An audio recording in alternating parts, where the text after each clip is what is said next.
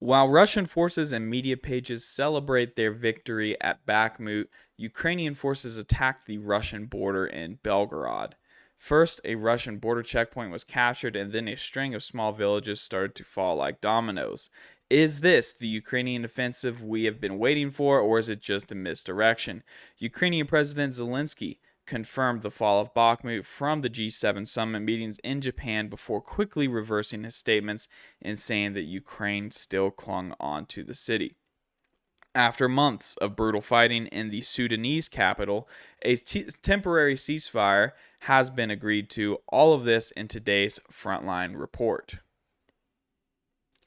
Today, we woke up with rather dramatic news from both Ukrainian and Russian Telegram channels that a Ukrainian force consisting of tanks, IFVs, and armored vehicles had crossed the Russian border into the Belgorod region. Russian media, still focused on the Bakhmut area victories, initially mentioned the event as a small reconnaissance group and that it was already in the process of being destroyed. Ukrainian Telegram channels had a much different tone with the announcement of the capture of two different towns. The Ukrainians have also hatched a scheme for plausible deniability, stating the forces are actually Russian, fighting as part of the Legion of Freedom, a group of anti-Putin militants with the goal of overthrowing the Russian president Vladimir Putin. But before we get into the details, please consider hitting both the like and subscribe buttons, actions that are totally free for you to do but are a big help for me to grow the channel. Also consider hitting the bell icon so you do not miss the next update, and of course a quick shout out to those of you who have donated through Super Chat and the Super Sticker functions in the comment section. Add a girl to Jessica, very cool, every bit helps to bring you guys these updates. In terms of the Legion of Freedom being viewed as a legitimate, plausible deniability for the Ukrainian army, this is just as laughable as saying the Russians had nothing to do with the Donbass rebellion in 2014. But this is probably the point. In 2014, Ukrainian citizens that identified as Russians were showing up to the battlefield with rocket artillery and T-64 tanks, equipment that would be difficult for a militia to acquire on their own, to say the least. Now, Ukraine is claiming that Russian citizens are crossing the Russian border from Ukraine into Russia, but they have brought their own tanks and armored equipment. This is a statement of two can play that game. In reality, here the Legion of Freedom is fighting on the side of the Ukrainian army. Ukraine gave them their equipment, is providing them with artillery support, and almost certainly hatched this plan to begin with. So let's dive into the details of what has happened so far. The day began with the Ukrainian assault on the border checkpoint outside of Kozinka. Then the Ukrainian aligned forces rapidly advanced up the 14K4 highway to seize the intersection at Glotovo before they began to fan out into the surrounding settlements. As of this moment, it seems that the street fights are taking place close to Grevoron and the town of Gora Podol. And the most recent announcement from the Russian side is that they have lost control of the Grevoron police station. Now, one of two things could happen here. Either this is just a small border incursion to send a message, and the Ukrainian forces are going to withdraw from the area when the Russian army arrives, similar to previous incursions across the border close to the Bryansk region.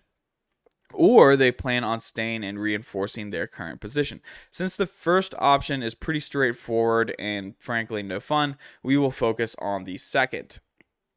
If Ukraine continues their attack, we will probably see a second border crossing to the south of these towns, with the Ukrainian army seizing Bezymino and Nova Strovka.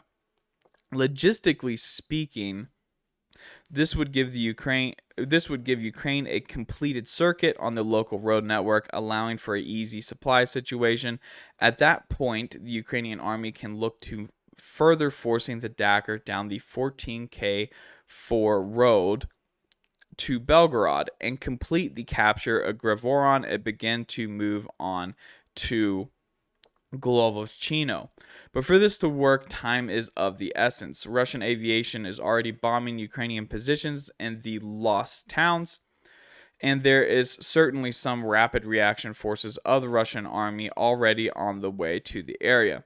I suspect a level of urgency on part of the Russians because they actually have a nuclear storage site facility in Golovchino. We'll go ahead and zoom in on that here, very close to the current fighting. Ukrainian sources are already reporting that the Russians are rapidly attempting to empty out this facility. I will be sure to keep you guys up to date on the situation if it develops any further. In terms of the Ukrainian reckoning over the Bakhmut loss, we have some mixed statements. Some pro-Ukrainian channels are admitting to the loss of Bakhmut, while others are not. Even Ukrainian President Volodymyr Zelensky admitted Bakhmut had fallen into Russian hands before quickly reversing his statements and saying the fall of Bakhmut was false information. In terms of the news media, many outlets and prominent government officials are pushing narratives such as the city being unimportant, or that the Russians paid a price of 100,000 dead compared to virtually little losses for the Ukrainian side. Bakhmut. Bakhmut is a discussion about whether or not it's been lost or whatever. And well, the truth of the matter is the Russians have suffered over 100,000 casualties in Bakhmut. It's hard to make up. It's hard to make up. So whether or not there are troops in Bakhmut occupying, there's not many buildings left standing in Bakhmut. It's a pretty devastated city.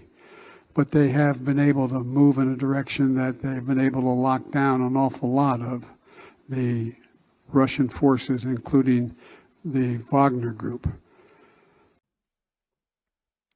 Personally, I see Bakhmut as a strategic crossroads in the region, and so did CNN back in the fall when they first began writing articles about the battle. A good point made by geopolitical strategist Peter Zion is that the town holds no value as a transportation hub as long as the Ukrainian side remains within artillery range.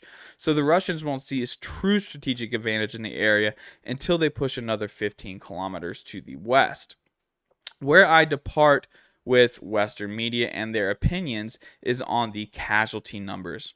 As Joe Biden just said, Russia lost 100,000 men in Bakhmut, but this number comes from the White House's own national security spokesman, John Kirby, and is a big mischaracterization of what was even said.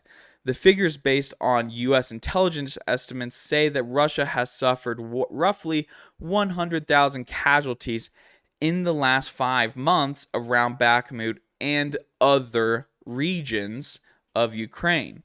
The numbers do state that the largest chunk of those losses is considered to be 20,000 dead Wagner troops in the Bakhmut area, most of which includes the vast hordes of convicts recruited into Wagner penal battalions. The estimated losses included in that number also include the Russian offensive actions that took place in Vuhledar, Marinka, Avdiivka, and Kreminna. All very bloody battles that took place over the last 5 months. Now, all of this is not even considering that the U.S. intelligence estimate could be entirely based on whatever number was told to them by the Ukrainian army. Nevertheless, the 100,000 number being cited in the media is not strictly for the Battle of Bakhmut, but the entire Russian winter effort, and it is a casualty number, not an overall killed in action number.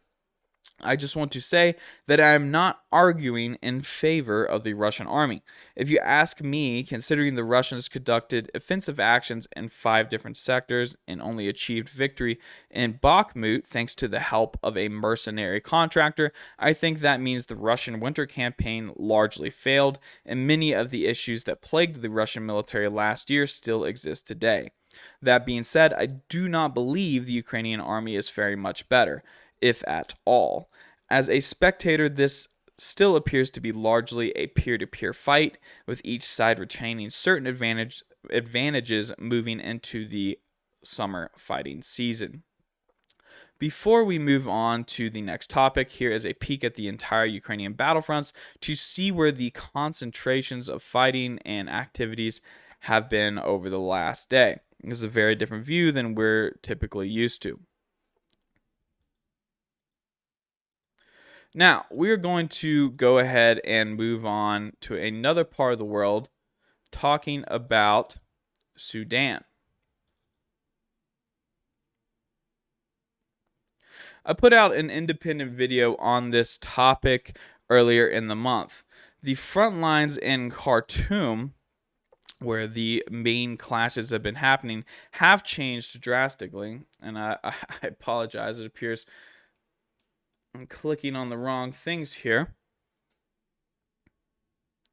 But the rapid support forces have started to gain complete control over several key bridges in the north of town and have consolidated their positions south of the airport and on the western bank of the Nile. The Sudanese army has managed to balance the situation by controlling the river crossings to the southwest and contesting the bridges that connect the North Khartoum area with central Khartoum, preventing the two largest RSF concentrations from linking up. The situation still is very unfavorable for the Sudanese army as their pockets in the inner city are virtually surrounded. Thankfully for the innocent civilians in Khartoum, both sides have agreed to a temporary 7-day ceasefire to allow for evacuations and humanitarian aid. Similar agreements had failed to hold up in the past, but this time both sides at least managed to sign a document on the ceasefire. As we previously discussed on this topic, Sudan is a mess. Essentially, two competing branches of Sudan's army are competing for control of the capital region, where millions of innocent civilians are present, and neither side has the support of the people. At this point in the war, while the Sudanese army has the heavier weapons, like the Air Force, on their side, it appears that the RSF have the upper hand. If the capital region comes under their control, they will have a large chunk of the country's population and virtually all of its institutions. To end out the video, I will zoom out to give you guys a peek at the relative situation in Sudan as we do with the Ukrainian conflict. All right, guys, that is it for me on this one. Thanks for stopping in, and until next time.